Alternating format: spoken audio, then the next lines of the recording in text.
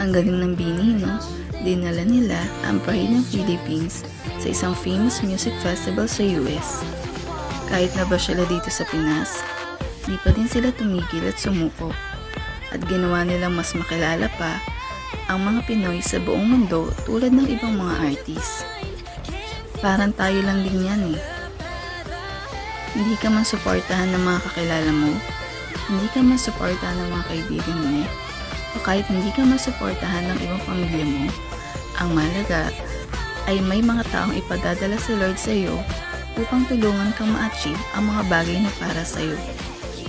Kaya tulad ng Bini, tuloy lang, huwag kang susuko, kapit lang sa mga pangarap. Just pause, pray, and pursue God.